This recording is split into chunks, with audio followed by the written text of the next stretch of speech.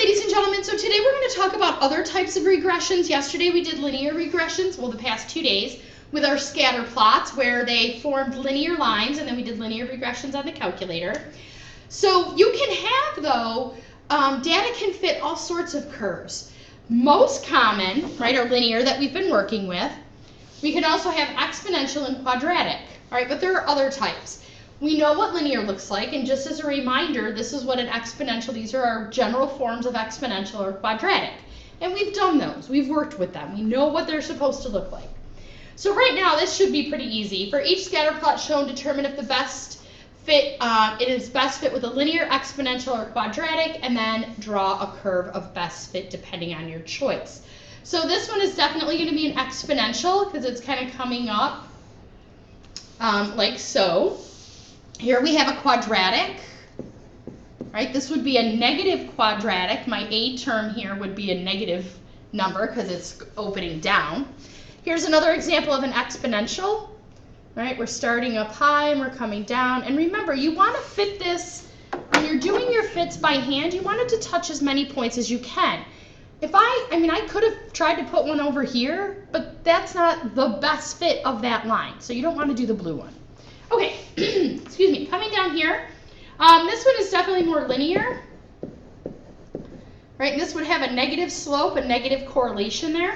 Here we have another linear that's positive. I was going to write positive instead of linear. And then we have another quadratic. All right, so hopefully pretty easy when you look at, you should be able to look at any type of graph, whether it's a scatter plot or whether it's a one done on a grid itself, on a coordinate plane, you should be able to figure those out, what type of graph it is. Okay, over here. So now we're going to be using our calculators again. Same basic process. So now we want to do exponential regression. So we have some information here about modeling the number of flu cases as it spreads around a particular city. The total number of cases Y was recorded each day after the total first reached 16. The data for the first week is shown. So use your calculator. So you're still going to enter these in our list. So we have to enter in a list. All right, so I'm going to pause it to enter it. You do the same thing, please. Okay, hopefully you were able to get that entered. Then you're going to go once again to calculate, stats calculate. And you're going to have to keep scrolling down, and it's actually 0 on here, and it's going to say XREC, so exponential regression. And once you select that, and it's going to bring up, and again, it tells you what the general form is. On your calculator, you're going to see a little star here to show the multiplying, but it's telling you the A, the B, and then to the X power. They want us to round all the parameters to the nearest hundredth.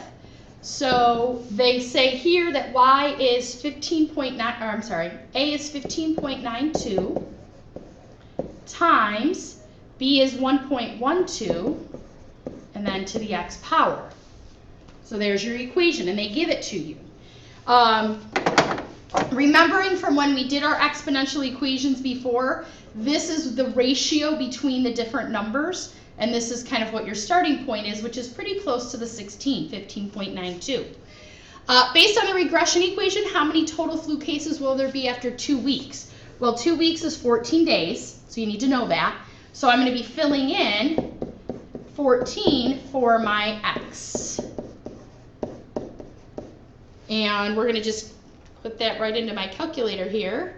Times 1.12 to the 14th power. And we have to basically round this to the nearest whole number because you can't have part of a flu case. So this is 77.8, which would round up to 78 cases. All right, so after 14 weeks, 78 people would have the flu. According to your model, by what percent are the flu cases increasing on a daily basis? That's right, you're getting that from over here. The 1 means the original, the 0.12 is your percent part. So it's increasing by 12%, because 12 is 12%. Okay. Hospital officials will declare an emergency when the total number of cases exceeds 200. On what day will they need to declare the emergency? So now we're going to take our equation but we're going to fill in 200 for y. So we have to do 15.92 times 1.12 to the x power. We have to divide by 15.92.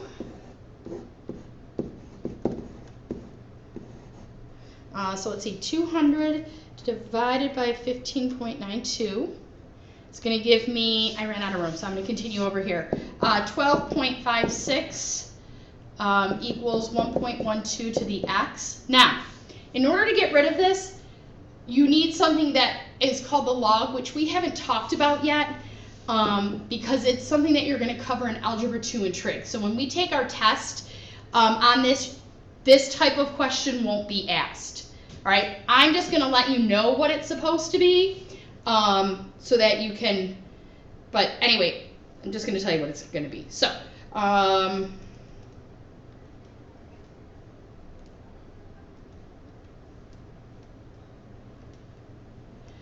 basically on the 22nd day, excuse me, they're going to have to declare an emergency. And again, don't worry about this type. I did want to go through and at least solve it for you so that you could have an idea, but you'll get to those type of questions when you're in Algebra 2 and Trig.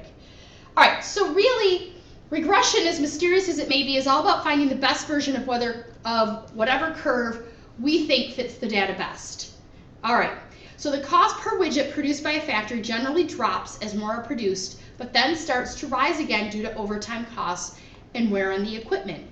Quality control engineers record data on the cost per widget compared to the number of widgets produced. Why should a quadratic model be considered for this data as opposed to linear or exponential? And that explains right here, because it says that it drops and then starts to rise again, right? So think about that. It's dropping and then it's rising. What shape is that? A quadratic. So because it is falling and then rising. And if you want to say dropping, you can say decreasing and then increasing. Whatever words you'd like that makes sense there. So use your calculator to create a scatter plot of this data to verify. So in order to do the scatter plot, you need to enter your data and then do stat plot. You have to make sure stat plot is on. So try that and I will come back and sketch it, pause the video so that you can do that on your calculator. Okay, so the one thing you do need to make sure that you do is to change your window. I forgot to mention that part. So you do need to adjust your window based on your values that are used here. But basically, the way this ended up kind of looking when I did mine looks something like that, which then, you know, use your calculator to create it. So then, yes, this is a quadratic, okay? So questions with your calculators, make sure you bring them with you to class tomorrow so that we can talk about it. But hopefully this shouldn't be too challenging, and then we'll work on the practice problems just like it. Any questions, as you know, bring them to class.